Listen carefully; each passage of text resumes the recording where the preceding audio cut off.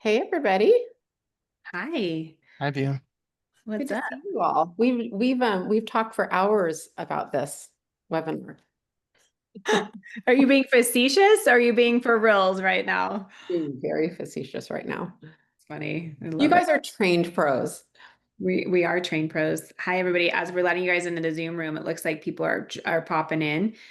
Drop in the chat where you're coming from, where you're joining us. We can't see your faces. I can just see like the number increasing. So drop in the chat: Colorado, Burlington, Phoenix, St. Louis, Hilton Head, Massachusetts, Vegas, Dallas, New York. I love it. New Jersey, Hawaii. Keep them coming as we're letting people in the Zoom room. This is Via's webinar. So she's the one Well, running it, rolling it. So feel free to take it over. What are we talking about today, this Vicky? is not necessarily my webinar, it's all of our webinars, but you know what I would love, since your little fingers are on your keyboard, I'd love to kind of learn who's in our audience. Are you a solo agent thinking about starting a team? Do you have a team? Are you looking to scale? Help us know who we're talking to so that we can be sure that we're tailoring our answers to you. So, are you here because of these rock stars? Are you here because you have a specific need? How's your profit margin? Just talk to us a little bit. Let's use the chat as a little bit of a crowdsourcing. You guys cool with that? Of course. Okay, see, I love interactive audiences. You guys are all in. All right, let's The be smart. glasses just went on. Shit's about to get I real, got serious. Well, Kyle, huh? These are my your blue blockers. let's all pause for a moment to Yeah, answer let's talk about 40% profit Kyle. margin. No, I thought you were going to say, let's pause for a minute, moment and look at Kyle's hair, how freaking rad it I looks. know, Kyle, and I love the Look at open. the back though. Check this out. This is where it's funny. Look at that Kyle, No, don't show yeah, no, haircut.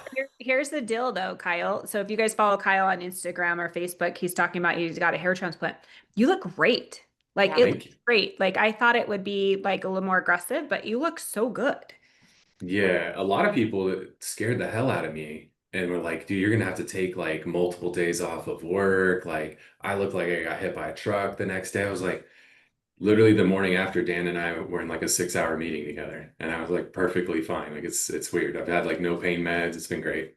This is awesome. All right, Well, back to the I'm topic. into hacking it all, Kyle. I'm Yeah. hacking it all. Like hair, face, did everything. So I'm Hell here for yeah. it. I'm like pro longevity and we're just gonna hack it all. We're not gonna go into this whole thing smoothly. Let's go. Let's Buddy, go. let's go. All All right, here right. we go. Lindsay Stevens, do you have an affiliate link for hair transplant is the real question. Kyle, you are kind of an influencer right now in that space. Hell yeah. He's got a hell of a referral bonus too. So All right. yeah, if y'all need it, I got you.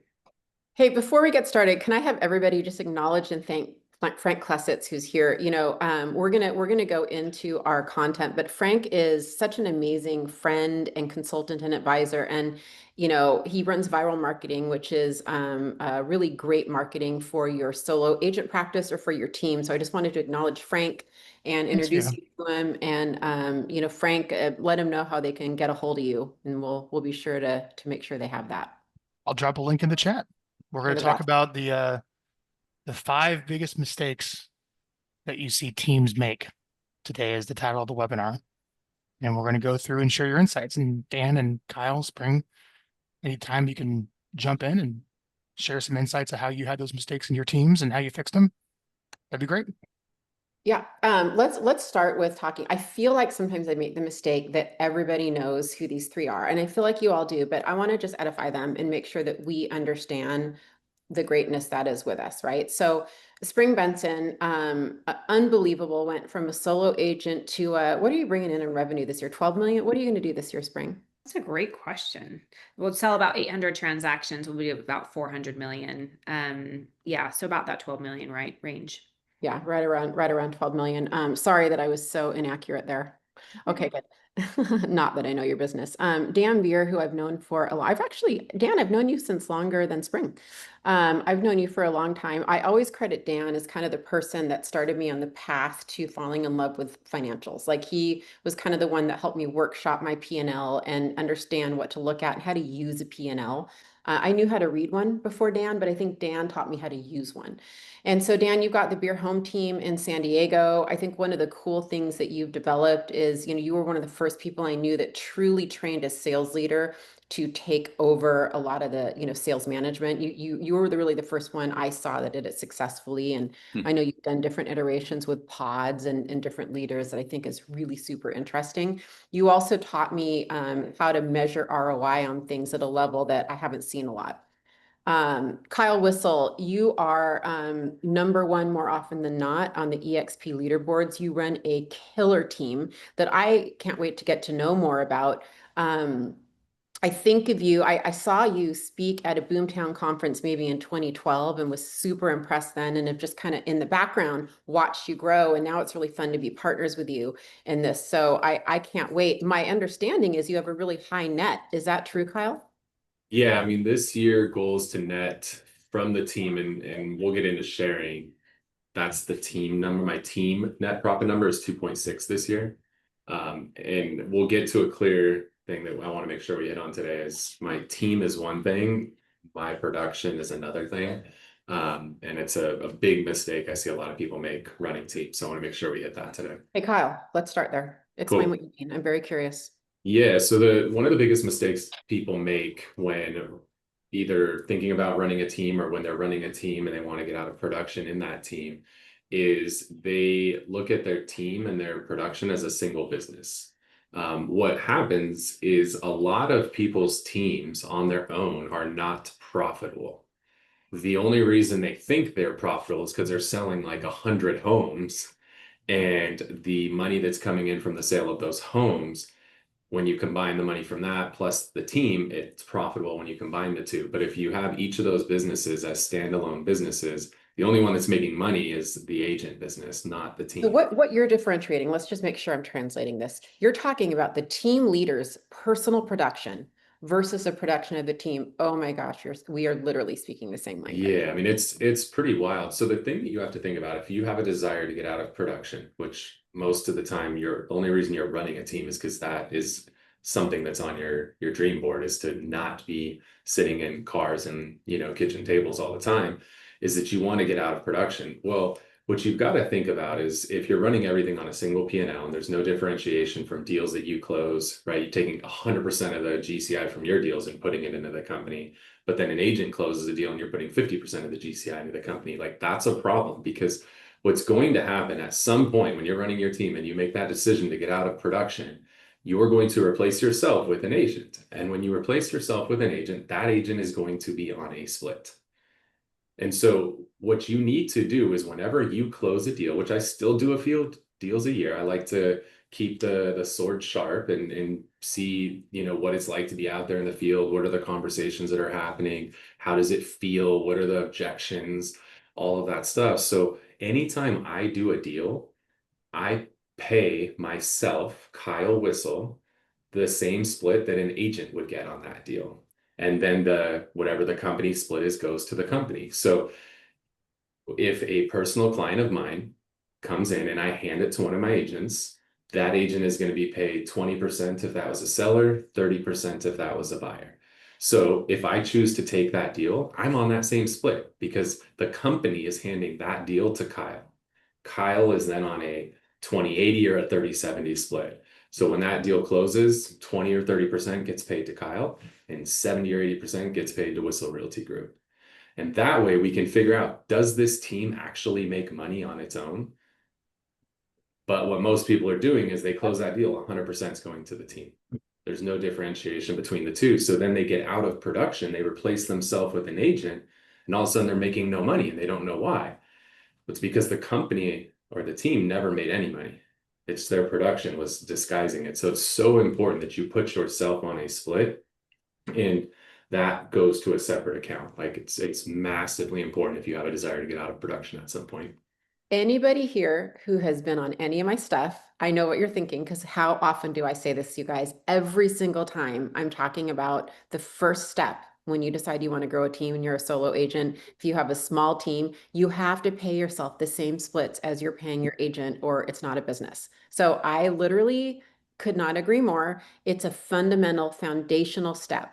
You need to start to do it immediately if you're not doing it. And if you're just scaling, you're just starting a team, it is the first step in growth. It's truly your first step in growth is to start paying yourself the same split. Remember, as a team owner, you can give, you're also making the profit. So you're good. You're going to make it just a different way, right? But the only way you're going to replace some or all of your production is to do that. I love that. So Dan, give us the napkin math. Okay. What are some benchmarks, or how do you look at cost of goods sold, expenses, and net, or how do you break that down? Just walk us through what that looks like for you and what you're aiming for.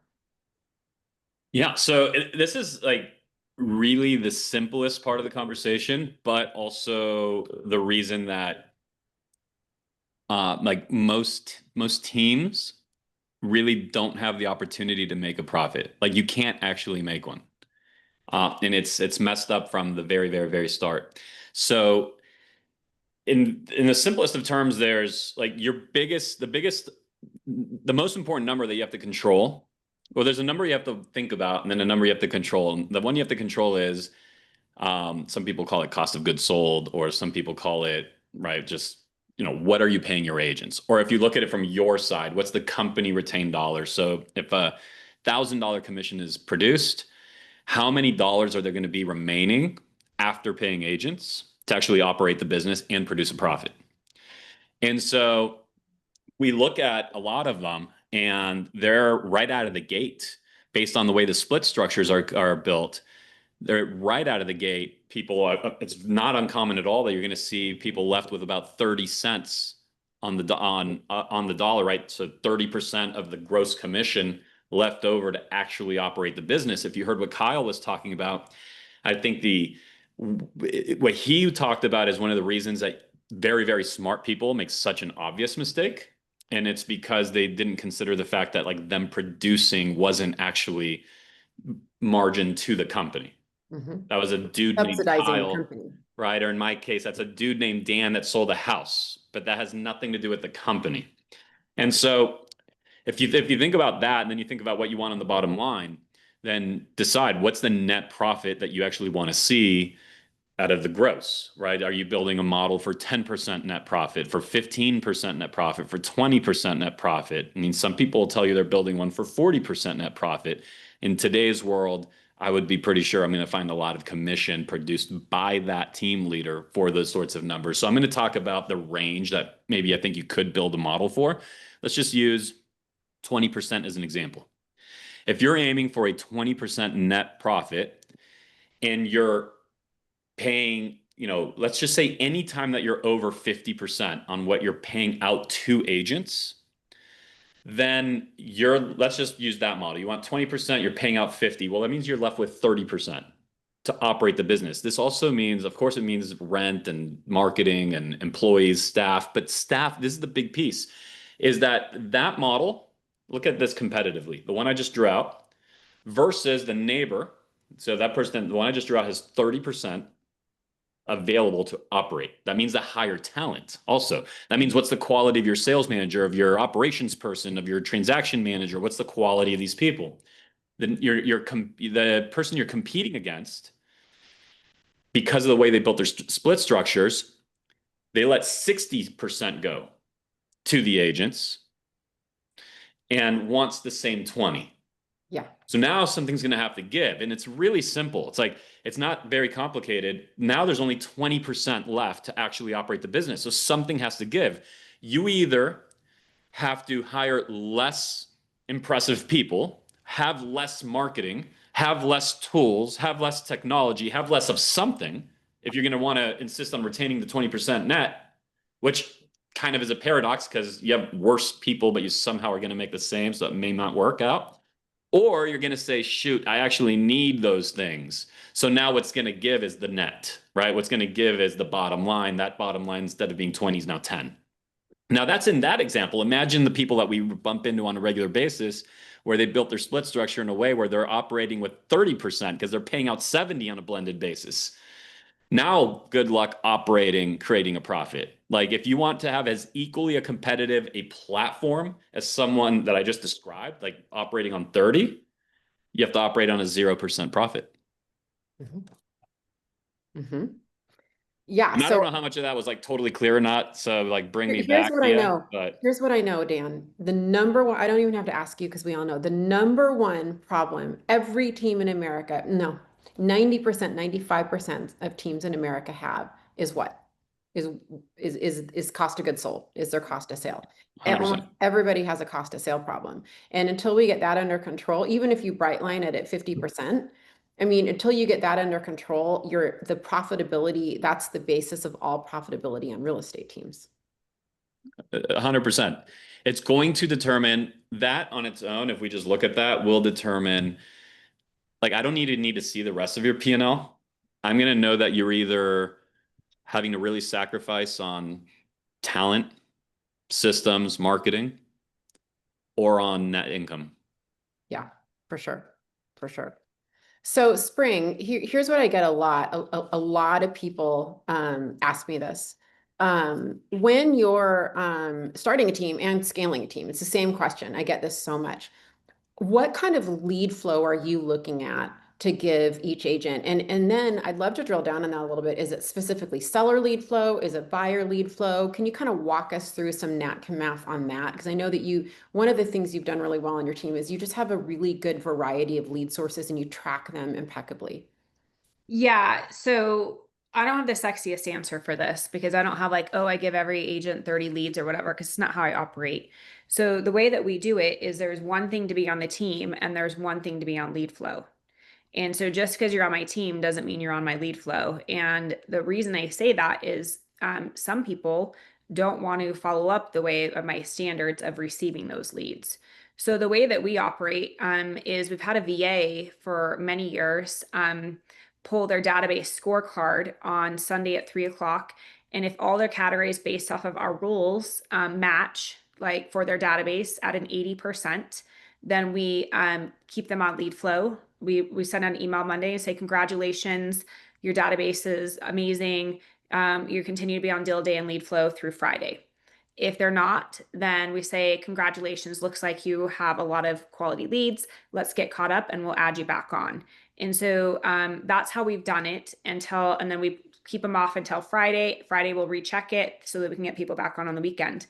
I run a team of about 90 agents right now, and at any given time, I only have 25 to 35 of them on lead flow because not all of them are following with their databases the correct way. So, in terms of like, what do we have?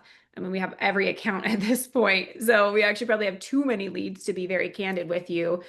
It is not a lead thing. It's a lack of lead conversion. In fact, I don't think you and I have talked about this, but we're moving up to Follow Up Boss right now. And part of the move to Follow Up Boss is there's a new product out that's in beta right now. It's called Batter. And Batter will actually take the leads based off of what you put in the back end of like, I want this lead followed up this many times based off that category. And if it's not being followed up correctly from their FUB, all of that, it'll pull the lead straight from their system and put it back in our pond. It will ping them and let them know, and then it will pull it. And so I run a different organization. I'm sure it's the same as Dan and Kyle. Like, not everybody's on their lead flow. Not everybody gets everything. And so I don't run it like I have this many leads for this many agents. We run it based off, you're going to follow up with them, I'm going to give you the leads. Okay, I love that. Dan or Kyle, I'd love to kind of hear your input on this. It's a big question I get. Well, there's what I heard there is there's like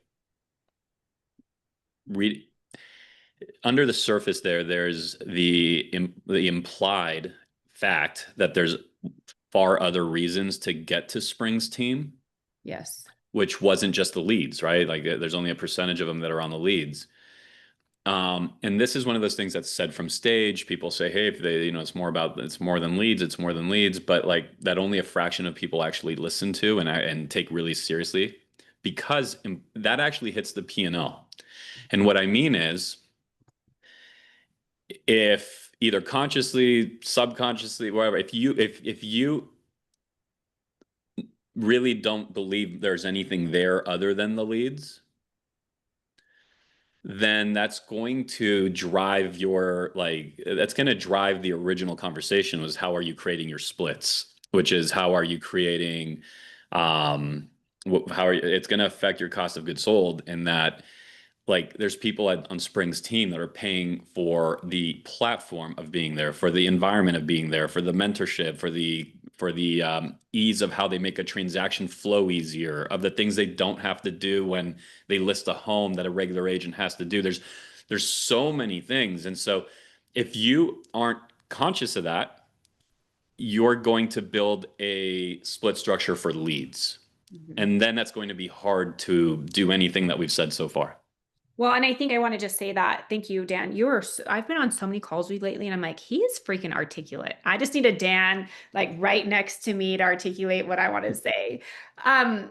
Yeah, I mean, the thing about it is I don't have the cheapest splits. We're a 50-50 and we go up to a 70-30. Like, I can't compete with some of the teams that Hold are on, when you say 70-30, do you mean 70 to the agent or 30 to the agent? 70 to the agent on their SOI after a certain amount. Like, we are not the cheapest in town, but we Your provide a lot. blended average, Spring, what does that all add up to at the end? Yeah, on average, we're about a 60-40, 60 to us, 40 to them.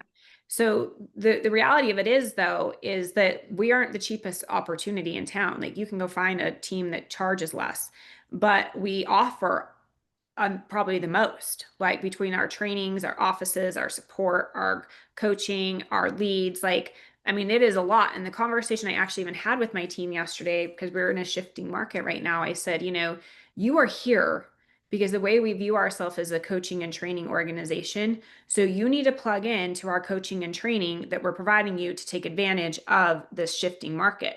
Like, you can get leads anywhere. Like, I don't think that there's a lack of leads from any team. So our value proposition is that we will, if you intend to, we can help you become a top producer. And we brought several of them, but we are definitely not the person that you need to come to and be like, I need leads. It's like, go down the street if that's your only value proposition. Yeah, Kyle, this is a really important topic. Normally, I don't always do round robin, but this is a very crucial topic. I'd love to hear your philosophy on leads and all of this. Yeah, I mean, when you're out recruiting, if you don't have leads, I think you're facing an uphill battle.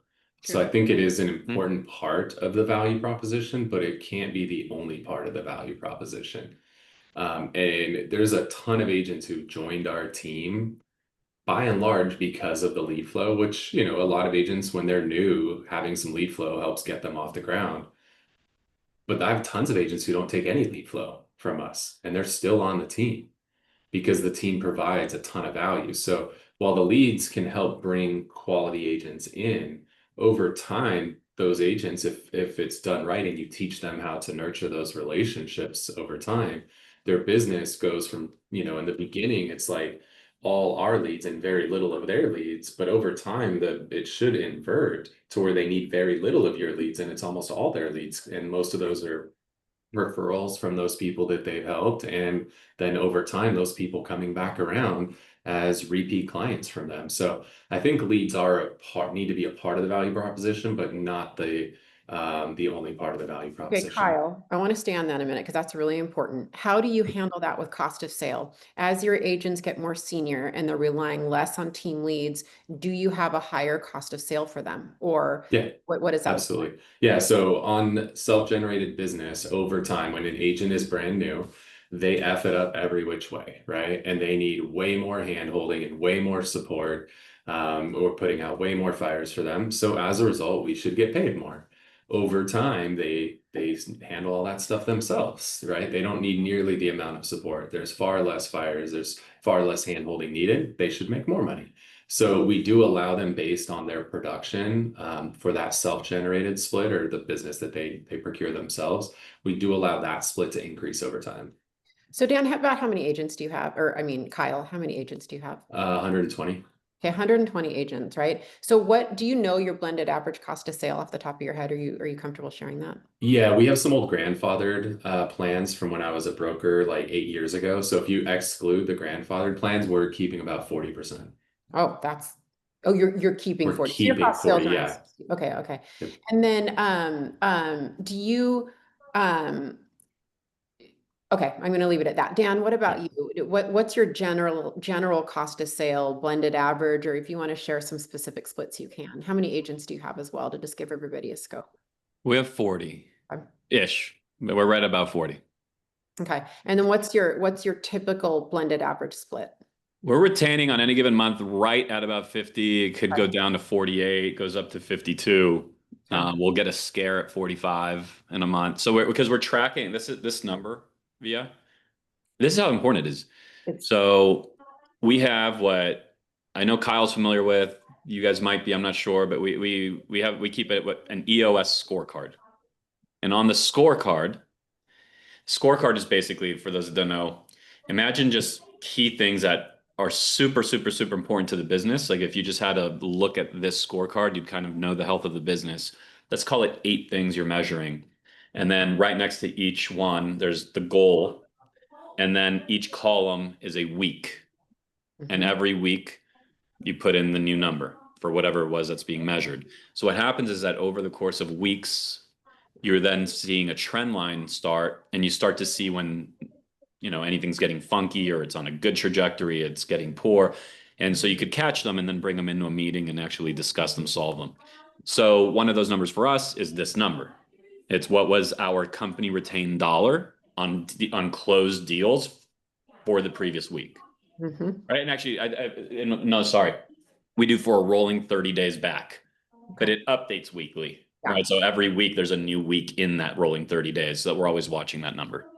Well, I love that. And I love that intentionality to it. I'm going to start pushing us a little bit into marketing, because I know Frank's getting antsy on that. But here's the Can I say one thing real quick, Via, that I think is really important? You can say anything you want, anything you say. Just be very careful when you guys are comparing P&Ls with other people to make sure you're comparing apples to apples. For example, Dan and I, we're locked at the hip. We actually have our P&L structured differently, where he doesn't look at his total revenue number until after referral fees are paid out, and then he works from there. Whereas we count every dollar, and then we include those referral fees in our cost of sale. And not that his way's wrong and my way's right, or my way is wrong and his way's right. It's whatever's right for you, but just make sure there's that saying, comparison is the thief of joy. Like, make sure if you are going to compare with people, you understand that you're comparing apples to apples. So that when somebody throws some percentage out there, are you guys calculating how you got to that percentage the same way? Because the difference between how he and I do ours is going to drastically change those numbers. So just make very sure that when you compare P&Ls with anybody else, make it very clear. Okay, if we're saying here's my gross margin, I want to understand, how do you calculate gross margin? Don't just assume you both calculated it the same way. So I just want to put that out there before we shift gears to marketing, because I've seen people destroy their business because they compared to somebody on stage who said their gross margin was this or their net margin was that, but it's calculated completely differently. So just be careful with that stuff, guys. And just to be clear though, that's referral fees, meaning money that never hit anyone in our company. Both of us have the money hitting somebody in our company in our P&L, of course. So like both of us have the money that went to our agents in our P&L. I'm just not including like Zillow's money. Okay, but just to be clear on that distinction, but what you said is for sure right. Spring, do you include referral fees in your cost of goods sold? No, we eliminate. In fact, we don't pay because it's not our money. Do you know what I mean? Like, I think that's the hard part of when people are figuring their numbers. It's like, that's literally not our money. Like, it is Zillow's money, it's OpCity's money or whatnot. So we actually, even on our sales manager pay, is based off of GCI. We exclude that amount off the total GCI and then pay on what actually a company retained dollar is, not what the volume looks like that it's bloated because we've got an extra 40% or whatever on it. So we don't include it in our numbers. Okay, so for the record, just to round this out, at Place, our standard is to use referral fees as cost of goods sold, and there's a reason for it. And I do feel like I should round this discussion out before we move on. And the reason is that if you're not tracking it, you can't analyze it and you can't change the spigot. And so I will say I'm a little bit in the Kyle's camp on this one, because as a coach and a consultant, when I come in and I can see that data, I can better understand, how we're weighting that and how it looks. I also don't mind having both, right? I also don't mind looking at that and looking at both. We consider at Place cost of goods sold be anything you pay to your brokerage and agent splits and referral fees, right? you could argue that anything you pay to your brokerage, it's minimal, but you're not seeing it either. So it's very, very good point, Kyle. Very, very What's good. interesting about it is like before the Zillow Flex days, I would have I agree because like you have more control. Like, hey, we're currently paying 25% or 30% to the agent in Kansas who sent us a referral, but like maybe we could start paying less. You had more control. With Yeah. Zillow, I just feel like I have zero control No, I to, get like it. to move the spigot. I think the point isn't right or wrong. I think No. Kyle is so thankful for He's that. right on that for sure. Understand what you're comparing. Okay, let's kind of slide into, because what I want to do is I kind of want to merge profit and marketing and transition us into marketing, right? So let's talk about ROI and how you measure what you're spending money on. And this does lead us really well into this conversation, especially for our newer and emerging teams who may have a smaller value stack that they're working with, right? They may only have 2 or 3 lead sources. So there comes a point in most teams that I talk to where they're going to have to start paying. They're either paying a third party for leads, they're either paying to direct mail and farm or get more business or whatever. So can you guys walk everybody through, and someone can just jump in, what you're looking at for ROI of any type of lead generation or marketing activities? I feel like Frank's a good one for that too. Like Frank, you do a lot of direct mail, right? You do. So I mean, here's the thing. I think Dan, Kyle, and I are very heavy on Zillow and online lead sources. Would you guys agree with me? Yeah, traditionally I've done a ton of outdoor and radio and farming, though it's becoming tougher and tougher and tougher to get what we used to get out of it. Right. And then Kyle, I think your name is all over San Diego, correct? Like I think you own like billboards at the stadium and stuff like that, right? Yep.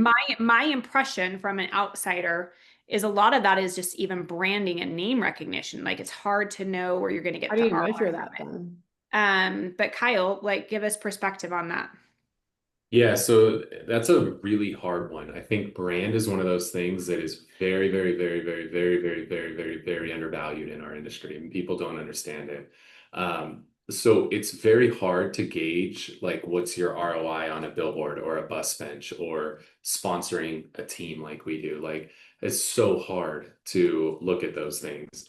And when you sit down and you meet with a client, you can't ask them like, "Hey, Spring, how'd you hear about us?" Was Exactly. it the billboard that was on the 52 and the 67 freeways? Was that why you called? Like you can't do that with a client. So you can't really track that in the way that you might like. The best thing you can do to track is to look at what your conversion rates were across the board on all of your lead sources previously before you invest in something like that. And then you can look for there to be a lift in those conversion rates moving forward to help give some attribution to the value of the branding efforts that you're putting forward.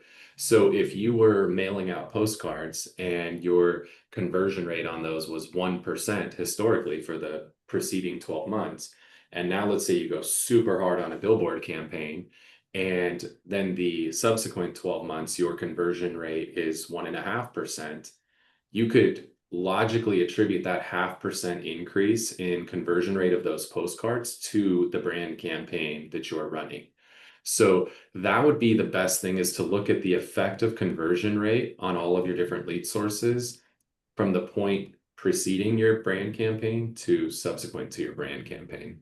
Exactly. That's where my head was at. I'm like, when you're asking, hey, what's the ROI on lead source? I'm like, I couldn't tell you specifically. I mean, Frank might be able to of like, hey, I've dropped a direct mail piece, I got this, but in terms of what a lot of the branding and stuff we're all doing, it's like it's hard to track of the exact ROI on what we're actually doing. Well, Frank's Frank, let's talk about it. So, because I think what's interesting is we're talking about 2 different things. I'm glad I was corrected, Kyle. I mean, there is branding, and then there's direct lead sources that lead to direct response. And Frank, you're probably more in tune to that. So what are you seeing that's working? What are you seeing that teams are benchmarking for ROI? Well, from an ROI standpoint, you have the quantitative data, which you try to fit the lead source into a nice column, which is nice when a stranger calls you from a cold lead source and signs up. It's pretty cut and dry. As you get bigger, like everyone else here, it's like, wow, they've seen you for years and they know you, especially when you work in the database. So you ask not a quantitative question, but a qualitative question on the appointment. And that question is, can you tell me the story of how you came to choose us over our competitors? And what that does is it may say, I was referred to by so-and-so, but it opens up to get the full brief of the story. And we do that here at Viral. So every new customer that comes into Viral, we'll ask you that question, who should we thank for your business? How'd you hear about us? And you usually get the lead source. But then we really get the helpful insight is how did you come to your decision to hire us or use us over all the other options? Tell me about that journey. Tell me about your research project of doing that. And we take the transcript and we get the brief and we pin it to the top of the CRM record. And then you can make a more informed insight if that marketing is helpful at all. Like if your videos never show up, or I don't know, you never hear the billboards, you never hear those branding sources over time, it's probably a clue that maybe you might want to cut it. Yeah. The only thing I would add is when we're working with anybody, right, the most classic question, where'd you hear about us? But then add this one. Where else? Where'd you hear about us? Oh, I saw you farming in my neighbor, they're not gonna say farming. We get your mail in our neighborhood. That's awesome. Where else have you seen us? That's good. Oh, we've also seen the bench ads that you have. Great. So there's not a perfect quantitative way to do it. Once you're really everywhere, I don't know, did they come because of the postcard or because they met us at an open house or because our kids go to school together and we talk after school in the parking lot? Like it does get challenging. The more and more and more and more marketing you put out. There's still some sources, Frank, that it's like send the thing off, get the phone call from that phone number. Yeah. And there's some things that are definitely still like that you can track directly. And I got two hot takes, and they're both a challenge for your husband, Spring. So Great. So I'm here's happy to be the middleman here. Just kidding. so here's the thing. There's two massive problems in how we're tracking return on investment on leads. All right. I have an agent who just did an open house this weekend and got a lead that came in. Turns out that lead came in 3 years ago from Zillow Flex. Yep. That lead is in our CRM as Zillow Flex. When that lead closes, what lead source does that close with? Well, unless you go in and change the lead source in your CRM, that lead is going to close with Zillow Flex as the source. Was Zillow the actual source of that lead? You could say it had something to do with it, but if he didn't do that open house this weekend, we weren't closing that deal with that agent. So my belief in other industries, and I don't know why no system in our industry does this, but if you use like HubSpot or Marketo or some of the outside real estate industry platforms, they have wild lead source attribution models that do not just attribute to the initial lead source. Some of them will actually attribute, at a basic level, I want initial lead source and final lead source. So in that scenario, initial lead source, on that one I gave you an example of, initial lead source is Zillow Flex, and then ultimate lead source is open house. And we got to give credit to both of those, because there's no way that I could attribute that lead to Zillow Flex 100%, but I should probably give it some attribution, right? But most of us in our CRM, that's going to show up as a Zillow Flex closing. But in reality, that was a freaking open house closing. So in other industries, they track all interactions with the lead, not just initial interaction. So some of them, they will go so detailed to look at how many emails did they respond to? How many texts did they respond to? How many pieces did we mail them? And you could have 10 sources for one closing. I think that we are all screwing this up royally because we're all just giving credit to the initial lead source. I know you had a second hot I take, do. Kyle, but let me Yeah. just add one thing, Spring. Let me just add one thing, because this is my world at place. It is extraordinarily detailed, and we analyze really complicated HubSpot things. Here's what I'll bring it down, though, to everybody. Here's what you end up doing. You end up creating algorithms. I mean, it's a fancy way of saying what we know is if somebody comes to an event, our likelihood is 3x that they're going to convert. And so when you're starting to track all of your different attributions like that, and HubSpot is crazy, you should see the reports that we analyze. When you start doing that, you realize if they do 3 things, you have a 70% conversion. That's the simple way of saying it. And it's extraordinarily powerful, especially at your guys' level. Sorry, Spring, go ahead. No, all I was gonna say is in C2 you can track two. You can track the primary and the secondary, but to your point, Kyle, like having more info would be super powerful, Yeah, right? I mean, think about some of the lead sources we have. Yeah, Like, let's say Lobo does retargeting. yeah. There is a 0% chance you're going to have a lead close from retargeting ever. Because the Right. only thing you can retarget is leads that you already have in the system. Yeah. So if you try to look and like, hey, I'm spending $3,000 a month on Lobo retargeting, you're like, well, I can't attribute any closings to it. This is stupid investment, and you give it no credit. But Right. meanwhile, if you actually looked at the CRM, they re-engaged 5 times from those retargeting ads that you ran, but you gave 0 credit to Lobo, right? So that's hot take number one. Hot take number two is what most of us do to determine our return on investment is, so we'll just go with Lobo, for example. If we want to figure out what was our ROI on Lobo last month, what do? We look at how much money did I spend last month with Lobo and how many closings did I have and what was the GCI from it. The money you spent last month has absolutely nothing to do with any of those deals that closed last month. Those two numbers are not related at all. There's zero relation between what you spent last month and what you closed last month. Yeah. What we need to do is look at when a deal closes, and we need to go give credit for that closing to the month that we paid for that lead, not last month. Those two numbers are completely uncorrelated to each other. Okay. So, in my opinion, these are two things that are just totally screwed up in our industry. And Spring, your husband sounds like your husband's on to one of them. That second one is even harder. But we Well, need to make sure we're giving credit accordingly. both those are spot on. In the meantime, you have to stay close to your business.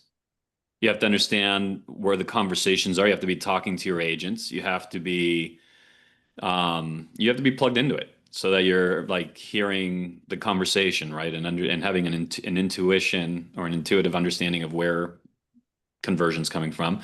But also, you need to do what Kyle said in the very beginning, which is to understand exactly what you're getting out of everything you're already doing before you add the next thing.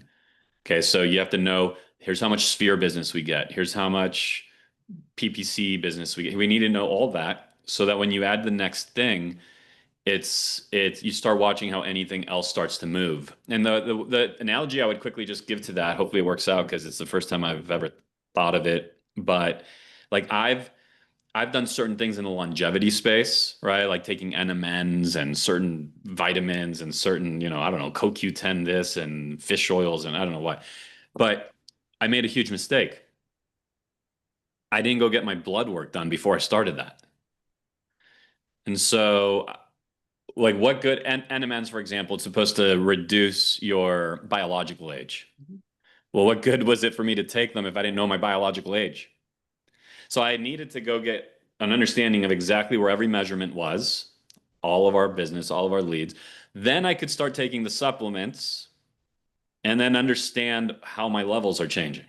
Okay. And so like that's the short term before the engineers or the AI people or whoever the people are going to be that solve for those two things Kyle brought up.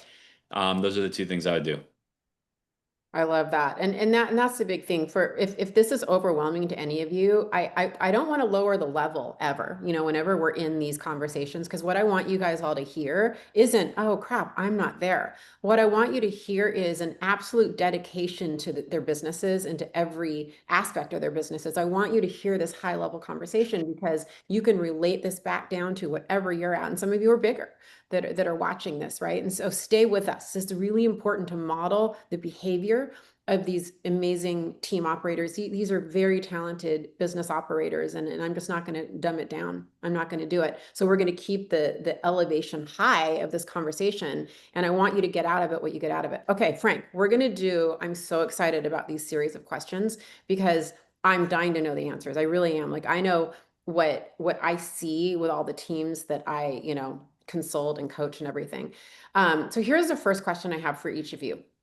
What is the non-negotiable KPI? I feel like everyone's got that one KPI that they lean on the most. Like, who's popping into my head? Dustin Runyon right now is just doing this brilliant thing on 22-minute conversations, right? He's got t-shirts made. He's got sale contests. He's got a whole he is gamifying that to the next level. That's his thing. 2+ minute conversations are like his KPI that he's planning his flag in, his whole team's based around it, right? So what's the one metric on your dashboard that you focus the most on? Spring, Dan, and then Kyle. I can go. So as what Dan had mentioned on the EOS model, we run the EOS model as well. And in our morning huddles as a leadership team, the one metric that I'm paying attention to is appointments met. I know from appointments met based off my team conversion, how many homes we're going to put under contract and close based off that one number. So that is, I mean, obviously we're reporting out all the numbers, but that appointments met, I'm like, how many appointments did we go on today? Okay, that's going to equate to 2 or 3 or 4 cells. And if that appointments met number is off, then I'm diving in to figure out what the heck is going on in our business. And then obviously we have dashboards that go through and the conversions, but that is the one, if I have to pick, I'm seeing, are they getting in front of people to start the conversation? That's mine too, Spring. What about you, Dan? So this conversation started off with, I mean, we're having a profitability conversation. And yes, you could attack profitability to some extent through expenses, through model. Model is just going to pre-predict if you even have a chance to be successful or not. But then finally, it is through revenue. And that's going to be the most powerful thing, so long as you're on a model that makes sense. So in our world, I mean, I'm in the same camp as Dustin. When it comes to this side of the business, right? Like on the business side, we're watching gross margin. Yep. Okay. Company retained dollar. I call that gross profit, by the way. So I define gross profit for everyone knows they're revenue minus cost of goods sold. Yeah. They're synonymous. But as far as this conversation here with the agents driving revenue, I'm actually in the same camp as the 20 conversations. It's embarrassing if you went into your CRM and looked at how many 20-minute conversations an agent's having over the course of a week. It's incredible. And so are there other things that should be measured and that we should watch and that I need to be really focused on? Yes, but I feel like, I mean, I'll just admit straight up, I've not mastered yet, not even now, not even to this point, the foundation, which is, are we talking to people, for God's sake? I mean, back in the day when my team grew from being just me and then, it was like 6 of us and we were like in that, just coming up stage, you had to do 50 conversations a day for 30 days, 40 conversations a day for 30 days, 30 conversations a day for 30 days so that you could do 20 a day forever and just make it feel normal and like an easy day. And that was the idea of that. What happened is every one of those agents is massively successful. And we became what you guys now know as Beer Home Team, or I became Dan Beer. Well, I wasn't me. I was a guy that just had that happening. And then we got away from that to the point where you could look at, I mean, you might have a 50-person team right now and go look to see how many people are having that many conversations. And I'm just talking 20 a week, for God's sake, which last I checked, if you only work 5 days a week, that's 4 conversations with humans a day. Also, last I checked, if you're not selling like a lot, like if you haven't turned into Spring Bankston yet, then you're probably working more than 5 days a week if you chose this business, because this business doesn't come with weekends or holidays. They're earned. So let's just say you are on the 5-day a week work plan, 4 conversations a day. So in other words, go look at the report. You're going to find out that all your agents are part-time. Pretty much all of them are part-time, because if they're not, even if they're doing that, right? Like we used to do 20 a day, not 20 a week. And so that's our focus. And we're just trying to move more and more and more and more and more people into that.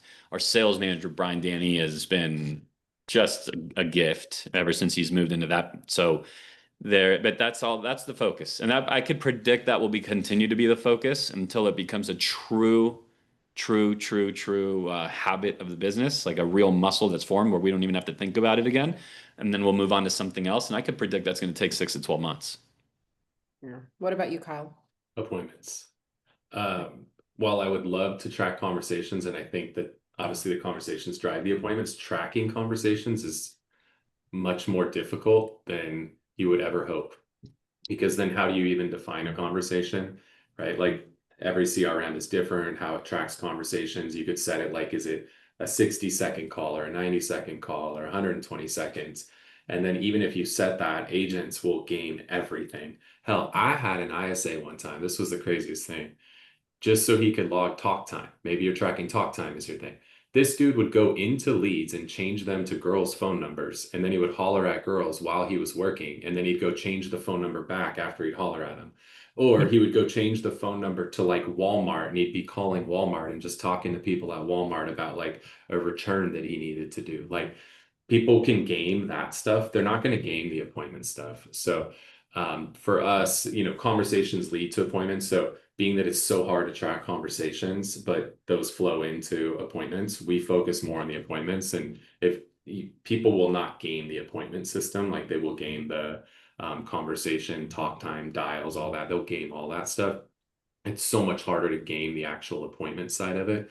And that's just further down the funnel. So that's where we choose to focus the energy and the effort. So Frank's going to ask the next question, but here's just how I want to land with that. So what you guys are hearing is there's a CEO dashboard, right? We're all looking at appointments, but then Dustin and what Dan are talking about is more of a sales manager dashboard. The sales managers are looking at talk time and appointments and what it takes to get to the appointments. But the CEO, in order to track and predict, which by the way, you have to be able to track and predict to have a good business and to be successful at that, they're looking at the appointment. So I just wanted to help distinguish that for some of you. Okay, Frank's.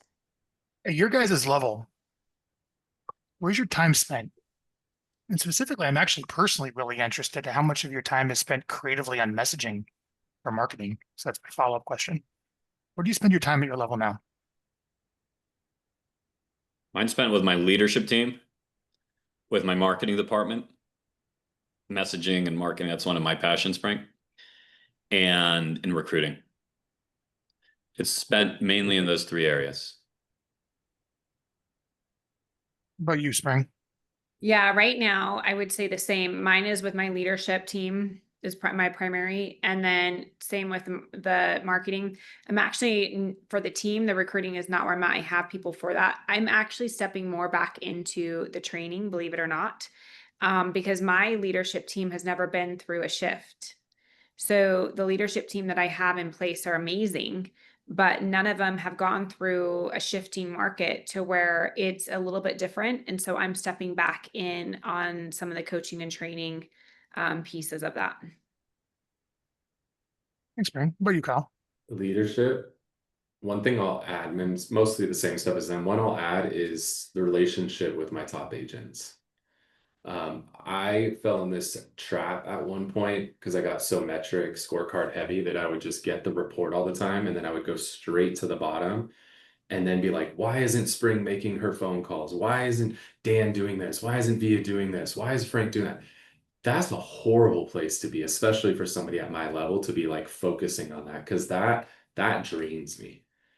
What fuels me is talking to my people at the very top and having a relationship with them. And so I love talking to them. Those are fun conversations to have. Not, hey, why aren't you getting out of bed before 10 a.m.? Like, I don't want to have that conversation, right? I want to help somebody talk about how we can buy 10 more houses to put beds in, right? Like, those are fun conversations. So I've taken a lot of my time and effort and really focusing, let's call it my top 10 agents, and focusing a ton of time, energy, and attention on my relationships and building value with them, as opposed to worrying about the bottom. The systems will take care of those bottom people now. My time and attention is best focused on the people at the top, and making sure that they're happy, that I'm adding value. And when they're happy and I'm adding value, they're going to bring more great people into my organization. And if the people that are lower down see that and want to get into that circle, and so it gives them something to strive for as well. I have to vouch really quickly for like how, like what Kyle just shared. I've watched how loyal, how just much they wave the whistle flag, these top people, to the point where tonight, Frank, it's funny you asked that question. Tonight, I'm having dinner with my top people because I've watched Kyle do that on a consistent basis. So I just want to put out there that that's not like a theory for him, right? Like it's really seasoned. I've watched it. I'm going to be at a country club tonight with my top people just because I see how sticky that gets. And not only that, guess what I'm going to probably learn today? I'm going to learn the 4 things I need to know about my business that I didn't know. And then I'm going to bring them to my executive team meeting and we're going to solve those issues. And there's just a great amount of trust and information that exchanges there.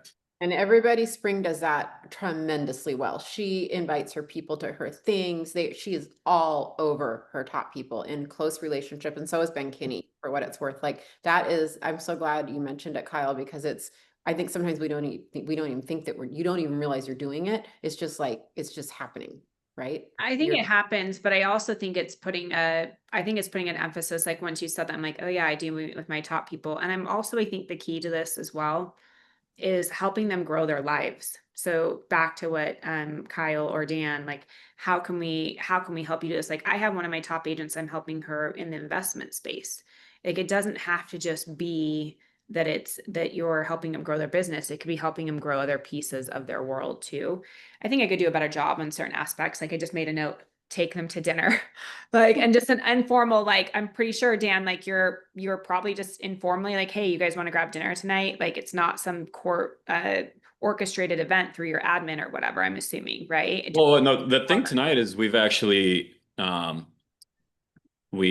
created a parameter by which if you produce X amount, you're in that group. We aim for it to be about the top 12% of the company. Yeah. And I actually do this with them on a monthly basis. And we call it, so tonight's a President's Club dinner. Yeah. Yeah. Great. I take my President's Club on vacation. I just need to do a better job of like the dinners, right? Like I'm learning from you on this of like, oh yeah, let's not just take them on vacation. Okay, Let me throw this out there though, Thank you. guys. I get better luck taking them out for freaking coffee in the morning than a dinner.